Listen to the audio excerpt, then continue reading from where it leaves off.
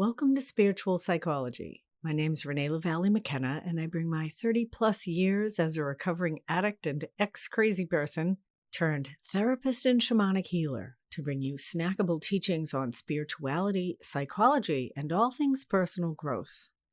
And today I want to talk about surrender. And most of us don't learn much about surrender, or the wisdom, relief, or empowerment that it holds, because we live in a culture that's much more interested in fighting and winning and ego inflation rather than ego deflation. And if we are familiar with the concept of surrender, it probably mostly has to do with war and a losing side surrendering. But they do that so that they don't get completely wiped out.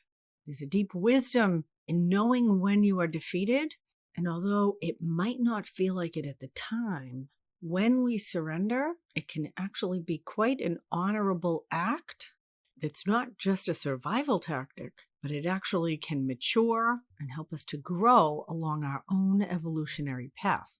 And the ultimate surrender, which we all face in one way or another, is surrender to divine will, or to the flow of the life force as it expresses itself in your life. And there seems to be a consensus among the great spiritual teachers and enlightened ones who have gone before that the universe actually has our best interest at heart, even if we don't think so, and that we may not always know what's actually best for us. And we may actually resist the unfolding flow of a universal force because we feel like it either isn't concerned with us, doesn't care about us, or maybe even actually wants to harm us. And we better do our best to get what we can while we can get it, because if we rest or relax, everything will fall apart. But it's interesting that most of the great spiritual and religious teachings tell us exactly that we should rest, relax, and find peace. Prayer and meditation, mindfulness, presence.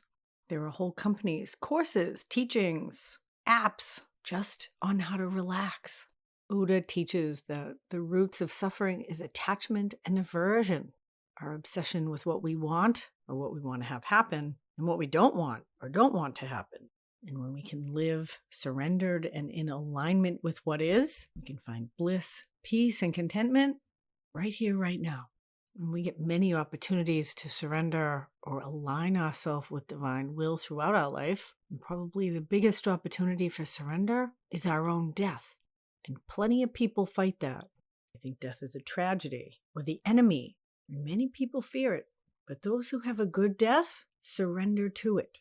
And I've had many opportunities and experiences with surrender. Most of the time, it doesn't happen until I'm up against the wall and I've done everything in my will to try to make a particular outcome, and it doesn't happen. And I reach a point of despair or hopelessness, become keenly aware of my own limitations, and then I say, fuck it, I give up. And over, that is the very moment the grace of God comes and provides solutions, answers, or new opportunities that I could not have imagined. And maybe some of them were already there, but I was so focused on my own will, I wasn't open to them.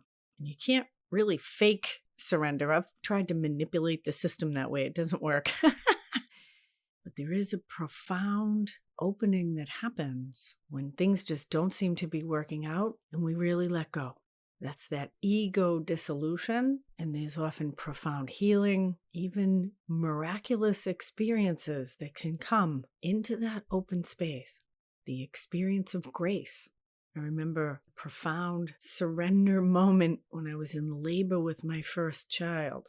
And I was born cesarean section, and I never bonded with my mother. And I did everything in my power to not have a C-section. I got a midwife and a doula. I did yoga every other day. Drank special teas, massaged my vagina. Had a birthing tub. I was going to birth the baby at home. And I had a completely unproductive labor. And I was eating hot peppers and getting prenatal birth-inducing acupuncture. Nothing worked. And I remember going in the bathroom, and I thought, that's it, I'm done. I don't want to do this anymore. And then I had another contraction. And it was one of the first situations in my life. There was absolutely no way out but to go through it. And I realized at that moment, oh, that must be what it's like when you die. Like, there's no way out of here. It's only one door, and you're going through it whether you like it or not. You can go willingly, kicking and screaming, or with fear and self-pity, but you're going through it. And after another 10 or 12 hours of unproductive labor, I said, give me a C-section. This baby ain't coming out. And that birth was one of the most profound spiritual experiences I've ever had. Blasted me open for about 6 months. I could barely leave the house. I was so open. And it was beautiful and incredible. It did a hell of a job on my body, but spiritually, emotionally, it was like an awakening. And it healed a whole layer of my relationship with my mother and my own birth experience. Completely unexpected. And my doula stayed for the C-section, and she said the cord was wrapped around the baby's neck. The doctor didn't tell me that. And that's why the labor didn't progress. So I got what I needed, not what I wanted. And what I needed served me much better. Humbling, healing, and mysterious as life often is. And I would think I would know this lesson by now, but it's just so easy to be attached to things, afraid of suffering or repeating the past, not wanting to go into the unknown, can't imagine what that would be like, being closed-minded. Same thing happened when my marriage ended. I knew in my gut, in my heart, that it was over. I couldn't imagine how that relationship could end and not devastate everyone involved. And I kept trying to make it work, because I couldn't see the solution. And then a series of really unexpected events happened, and it unraveled in this really gentle and loving way. And we were able to live together and co-parent our kids for a couple years. And very organically, everybody moved into a new phase of their life, and it all worked out in ways I couldn't have imagined. And that's the thing about surrendering to the life force. We don't get a preview. We really are stepping into the unknown, and that can feel absolutely terrifying or like an exciting adventure. It can feel lots of other ways, I suppose. Those are my big two. Abject terror or enthusiastic freedom. You know, I had a spiritual advisor once say to me, I think God takes it one day at a time, makes it up as we go along. I kind of like that idea, that solutions are actually created in the moment. And a lot of the wise ones I've been listening to lately, David R. Hawkins and Frederick Dodson, two of my recent favorites, describe that the universe and all the participants in it, it's all a singular event, unfolding simultaneously. And they would say the best we can do is relax and participate with it rather than fighting against it. That there is a natural unfolding and we are participants. It's better if we don't try to run the show. We just don't have the larger perspective to do that. And I don't think that means that we do nothing. We each actually are participants. In fact, the more we can be our own authentic self, following our joys, our desires, our passions, the healthy ones, that's how we participate. Doing our own personal growth work, facing our fears, resolving our unresolved emotional issues from the past so we can be more present to participate. And each of those things, following our joy, facing our fear, each of those is like a little surrender. Surrender can actually bring profound healing. I had a friend a few years back who got diagnosed with stage 4 cancer. They gave him 6 months or a year to live. And he had been profoundly unhappy for a long time. He owned his own construction company. He was way overworked, totally stressed. He was in a terrible marriage. And he did all the treatments the doctors told him. He also started to do Chinese medicine. And he really became willing to change his life. And he was in the business with his brother. And he said, I can't do this work anymore. And he quit. And he realized that the marriage was making him sick too. And he divorced the terrible wife. And he's been cancer-free for over 10 years. And I've watched the consequences over the years of many people unable to surrender. Think about my friend Bobby. Over and over, relapse after relapse, back into booze and drugs. And the last relapse killed him. He was unable to let it go.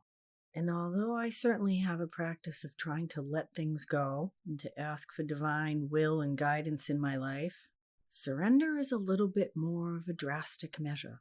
Maybe that's why we associate surrender with the losing side on a war. Because surrender for me often does seem tied with my actual survival. And I'm trying to hold my life together in one way or another, fighting for my life. But what I'm doing is a losing battle. And when I can admit defeat and surrender, again, that's when that grace of God can come in. In mysterious ways, it's wonders to perform. And so I encourage you to let go. And if you've been struggling and it's not working, maybe it's time to surrender and let divine will, which has our highest good in mind, take over. And when we can grow to align ourselves with that flow, amazing things seem to happen, appear, and unfold. And I wish that grace for you. Thank you so much for listening. My 10-part healing trauma course is available on Insight Timer. There's a link in the show notes to my Insight Timer profile. It's a really gentle, direct, and powerful process. 10 sessions you can use to heal your own unresolved emotional issues and trauma in your own timing. I have a couple spots open in my practice right now. If you'd like to do some one-on-one work with me, shoot me an email, info@reneemckenna.com, and have one spot open on a sliding scale. You can check out some of the great free workshops I have coming up on Insight Timer. If you want a free download of the first chapters of my book, Allies and Demons, Working with Spirit for Power and Healing, there's a link in the show notes to that as well. Deep gratitude to my supporters on Patreon and through this podcast. Blessings on your path until we meet again. This is Renee Lavallee McKenna for Spiritual Psychology.